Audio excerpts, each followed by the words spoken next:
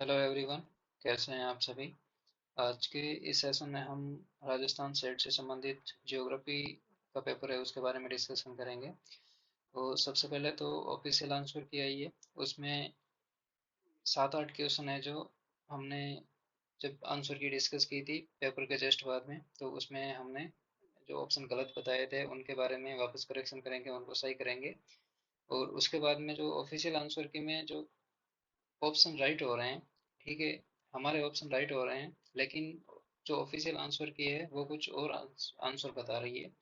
तो उनके संदर्भ में हम कुछ पब्लिकेशन की भी बात करेंगे और उनका डिस्कस करेंगे कि कौन से पब्लिकेशन से ये क्वेश्चन पुट अप हुए हैं और जो ऑफिशियल आंसर की में जो ऑप्शन मान रहे हैं वो गलत क्यों हैं। ठीक है, उनके बारे में भी डिस्कशन करेंगे।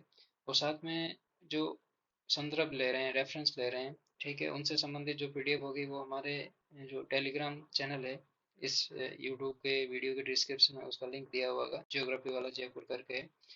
तो वहाँ से आप उन जो रेफरेंसेस दे रखे हैं उनको आप डाउनलोड करके यूज कर सकते हैं।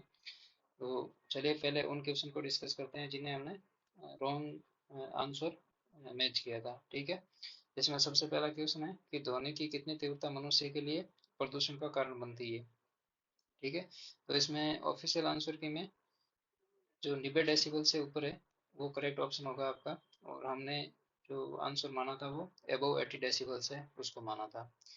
ठीक है, उसके बाद में 53 नंबर क्वेश्चन है। इसमें बोल रहा है कि भारतीय वन्य जीव बोर्ड की स्थापना 1952 में निम्नलिखित में से किस उद्देश्य से की गई। तो हमने जो ऑप्शन माना थे वो एक और दो दोनों माने थे। ठीक है, लेकिन ऑफिशियल आंसर के अनुसार जो करेक्ट आंसर होगा वो केवल एक होगा, जंगली जानवरों का संरक्षण से संबंधित। ठीक है, उसके बाद में question number 75 minute, question number 75 इसमें है कि सटीक स्थिति निर्धारण सेवा उपकरण के लिए उपयोगी है। तो ये सैन्य शिविर के लिए उपयोगी है, हमने इसे नौ संचालन रिसीवर के लिए करेक्ट माना था, लेकिन ये गलत है। ऑफिशियल आंसर के अनुसार आपका जो करेक्ट आंसर होगा वो बी होगा, मिलिट्री रिसीवर के रूप में होगा इसका करेक्ट आंसर। उसके बाद में 81 नंबर क्वेश्चन, इसमें है कि प्रवाल भित्तियां सामान्यतः निम्नलिखित में से किस अक्षांशीय और देशांतरी विस्तार के बीच में पाई जाती है। पहली बात तो यहाँ पे क्वेश्चन ही गलत है कि देशांतरीय विस्तार का कोई मतलब नहीं है यहाँ पे। ठीक है, तो यहाँ पे सिर्फ अक्षांशीय जो लेटिट्यूडनल एक्सटेंशन है कोरल रीफ के डेवलपमेंट से संबंधित उसके बारे में बात कर रहा है। तो हमने जब डिस्कस किया था आंसर की उस समय इसको 30 डिग्री नॉर्थ से साउथ के बीच में मार्क किया था, लेकिन इसका जो करेक्ट आंसर है वो सी है। ठीक है, 25 डिग्री उत्तरी और 25 डिग्री दक्षिणी जो लैटिट्यूड है उनके बीच में कोरल रीफ का डेवलपमेंट होता है, उनके लिए सुटेबल क्लाइमेटिक कंडीशन पाई जाती है। क्लाइमेटिक बोल दो या उनके ग्रोथ के लिए जो फेवरेबल कंडीशंस है वो 25 डिग्री उत्तरी और 25 डिग्री दक्षिणी अक्षांश के बीच में मिलती है। और ये सविंदर सिंह में इसका मेंशन किया हुआ है। ठीक है, उसके बाद में 87 नंबर क्वेश्चन। ठीक है, 87 क्वेश्चन है कि निर्भरता सिद्धांत के संबंध में निम्नलिखित में से कौन सा कथन सही नहीं है। तो ऑफिशियल आंसर की है उसमें बी को सही माना है हमने, जबकि डी किया था। ठीक है, तो डी नहीं है इसका। ऑफिशियल आंसर के हिसाब से करेक्ट ऑप्शन है वो बी है। ऐसे सिद्धांत द्वारा अविकसित देशों की गरीबी और आर्थिक विकास को भी समझाया गया है। इसमें बोल रहा है कि जो निर्भरता सिद्धांत है उसमें ये बात नहीं बोली है कि अविकसित देशों की गरीबी और आर्थिक विकास की बात उसमें नहीं की गई है, ऐसा बोल रहे हैं। ठीक है, उसके बाद में नेक्स्ट क्वेश्चन है वो 90 नंबर है कि निम्नलिखित में से कौन सी विशेषताएं महाद्वीपीय शेल्फ से संबंधित नहीं है। ठीक है, तो हमने जो ऑप्शन माना था वो पहला ए माना था, ये महासागर का उतला हिस्सा और महाद्वीपों से जुड़ा हिस्सा है, लेकिन ये सही है। ये इसकी गहराई लगभग 200 मीटर है, ये भी सही है। भूमि से तलछट भी पाए जाते हैं, ये भी सही है, लेकिन इसका करेक्ट ऑप्शन है वो डी होगा ऑफिशियल आंसर के हिसाब से। और इसमें सविंदर सिंह में भी, और जो एनसीईआरटी है fundamental of physical geography 11th class की, उसमें भी ये चीज़ जो कॉन्टिनेंटल स्लोप है उससे संबंधित है। कॉन्टिनेंटल स्लोप की जो ढलान है वो है 2 से 5 डिग्री के बीच में। ठीक है, कॉन्टिनेंटल शेल्फ की जो ढलान है वो इनसे कम है। ठीक है, उसके बाद में नेक्स्ट क्वेश्चन है 95 नंबर क्वेश्चन। यह है कि क्षेत्रीय विकास के संदर्भ में राज्य संसाधन और आर्थिक विकास का सिद्धांत किन के द्वारा दिया गया। तो हमने करेक्ट ऑप्शन डब्ल्यू रोस्टोव और स्मिथ को माना था, लेकिन इसका जो करेक्ट आंसर है वो सी होगा। ठीक है, इसमें हूवर और जे फिशर होगा इसका करेक्ट आंसर। ठीक है, उसके बाद में 103 नंबर क्वेश्चन। 103 नंबर क्वेश्चन में एक ग्राफ जिसमें औसत मासिक तापमान को मासिक वर्षा के विरुद्ध आलेखित किया जाता है। ठीक है, अब जो इनके बीच में रिलेशन है, ठीक है, तापमान और वर्षा के बीच में जो रिलेशन है वो तो क्लाइमोग्राफ के माध्यम से व्यक्त किया जाता है। ठीक है, यदि यहाँ पे रिलेशन की बात करते तो क्लाइमोग्राफ होता है, लेकिन इनको बोल रहे हैं कि ये विरुद्ध में है। ठीक है, एक दूसरे के ऑपोजिट होते हैं, तो इसके लिए हाइड्रोग्राफ इसका सही होगा। सी आंसर इसका सही होगा, ऑफिशियल आंसर के अनुसार सी होगा। ठीक है, उसके बाद में नेक्स्ट क्वेश्चन है 118 नंबर। ठीक है,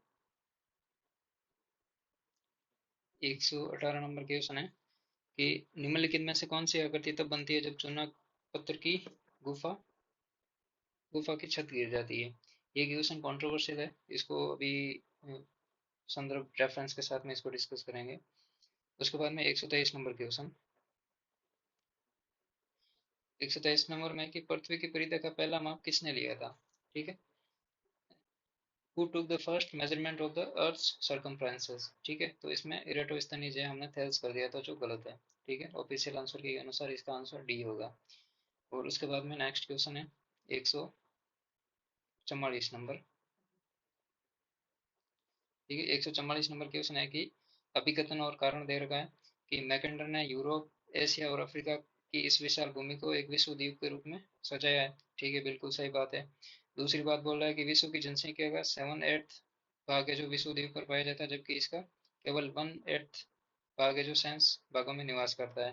तो इसमें ऑफिशियल आंसर के अनुसार बी ऑप्शन को करेक्ट माना है कि दोनों ही सही है, लेकिन आर है जो एक ही सही वही क्या नहीं करता है। ठीक है, तो इसमें आपका करेक्ट आंसर होगा वो बी होगा। ठीक है, both A and R is true but R is not the correct explanation of A। ठीक है, तो ये तो हो गए जो हमने रॉन्ग मार्क किए थे। ठीक है, लेकिन अब कंट्रोवर्शियल क्वेश्चन है उनके बारे में देखते हैं। इसमें पहला क्वेश्चन 158 नंबर को लेते हैं या 86 नंबर को लेते हैं। पहला क्वेश्चन, एक मिनट। हाँ, 89 86। इसमें बोल रहा है कि कोटि आकार नियम का प्रथम विचारक कौन था। ठीक है, रैंक साइज रूल सबसे पहले किसने दिया था। ठीक है, तो जो माजिद हुसैन सर की मॉडल्स इन जियोग्राफी एक पब्लिकेशन है, उसमें जो ओरिजिन ऑफ अर्बन पैलेसेस है चैप्टर का नाम है, उसमें जो पेज नंबर 145 है, 145 नंबर पेज है, उसमें जो पहली लाइन बोली है वो बोला कि the rank size rule proposed by G K Zipf इन 1949। ठीक है, attempts to express the relationship between the towns in the precise mathematical terms and states that if all the urban settlements in an area are ranked in descending order of population, the population of the nth town will be the one nth that of the largest town। ठीक है, तो इसमें जो explanation में जी K zip को correct माना है। Majid Hussain sir की मॉडल्स इन जियोग्राफी है उस पुस्तक में। ठीक है, तो इसका संदर्भ आपको पीडीएफ के रूप में टेलीग्राम चैनल पे मिल जाएगा। ठीक है, तो इसका करेक्ट आंसर जी के जिप होगा। ठीक है, जेफरसन, मार्क जेफरसन नहीं होगा। ठीक है, तो इसको आप चैलेंज कर सकते हैं, कंफर्म ये आंसर गलत होगा। ठीक है, इसका जो जेफरसन क्या है ऑफिशियल आंसर की में जेफरसन क्या है वो इसका गलत होगा। इसका करेक्ट आंसर जो हमने पहले सही माना था जी के जिप वो सही होगा। ठीक है, उसके बाद में नेक्स्ट क्वेश्चन है 89 नंबर। 89 नंबर क्वेश्चन बेसिक है। ठीक है, कि निम्नलिखित में से कौन सी नदी महाबलेश्वरम महाराष्ट्र के पास से निकलती है, तो कृष्णा नदी है। ठीक है, और इसमें करेक्ट आंसर है जो नर्मदा मानना है। ठीक है, नर्मदा अमरकंटक के पठार से निकलती है, छत्तीसगढ़ एमपी वाले रीजन से। ठीक है, क्योंकि वो गलत होगी। उसके इसका संदर्भ भी एनसीईआरटी की बुक का प्रॉपर जो 11th क्लास की एनसीईआरटी है जिसमें ड्रेनेज पैटर्न से संबंधित है। और इसको हमने डिस्कस भी किया था हमारी यूट्यूब की प्ले लिस्ट में, आपको लेक्चर भी मिल जाएगा इससे संबंधित, तो आप वहाँ से देख सकते हैं। और इसकी क्वेश्चन की पीडीएफ है वो आपको टेलीग्राम चैनल पर मिल जाएगी।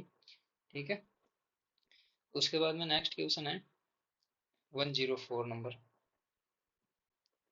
ठीक है, 104 नंबर यह है कि आरपी मिश्रा ने भारत को कितने बड़े एवं मध्यम नियोजन क्षेत्रों में विभाजित किया है। ठीक है, तो इसमें जो करेक्ट ऑप्शन होगा आपका, भारत का भूगोल नामक पुस्तक है डी आर खुल्लर की। ठीक है, डी आर खुल्लर की। ठीक है, उसमें जो पेज नंबर आपका 406 है।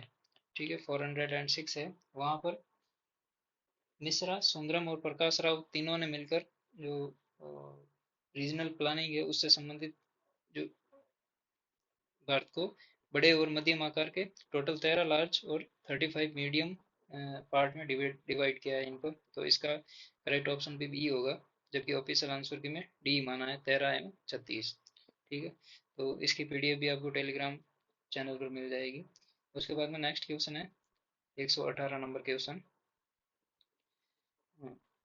118 नंबर क्वेश्चन का आंसर भी आपको पीडीएफ के रूप में मिल जाएगा। इसमें पूछ रहा है कि निम्नलिखित में से कौन सी आकृति तब बनती है जब चूना पत्थर की गुफा की छत गिर जाती है। अब इसने करेक्ट ऑप्शन माना है पॉल जी।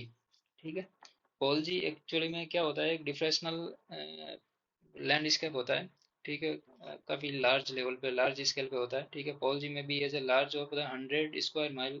ठीक है, माइल जियोग्राफिकल एरिया होता है। ठीक है, तो ये जो सेंक्लाइन टाइप की स्थलाकृति बनती है, पॉल जी की कहने का मतलब जो लाइमस्टोन टोपोग्राफी होती है वहां पर। ठीक है, लेकिन जो यहाँ पे क्वेश्चन पूछ रहा है कि ऐसी कौन सी आकृति तब बनती है जब चूना पत्थर की छत गिर जाती है। ठीक है, तो उसमें जो आकृति बनती है वो डोलाइन बनती है। ठीक है, इसका प्रूफ आपको जो जीसी लियोंग की पुस्तक है। ठीक है, जीसी लियोंग, जीसी लियोंग की पुस्तक है, ऑक्सफोर्ड प्रेस होती है, ऑक्सफोर्ड की प्रेस है। उसमें आपको चैप्टर नंबर 8 है, चैप्टर नंबर 8 है, उसमें जो 63 नंबर पेज है, 63 नंबर पेज, वहाँ पर इसका आंसर मिल जाएगा। और इसको पीडीएफ फॉर्मेट में टेलीग्राम के ग्रुप में डाल दिया जाएगा, वहाँ पे आप इसको देख सकते हैं। ठीक है, तो ये बेसिकली 4 क्वेश्चन थे, इनका आंसर आप अच्छे से देख सकते हैं और चैलेंज भी कर सकते हैं, जो 100% ट्रू होगा इन पब्लिकेशन के हिसाब से। तो चलिए, थैंक यू।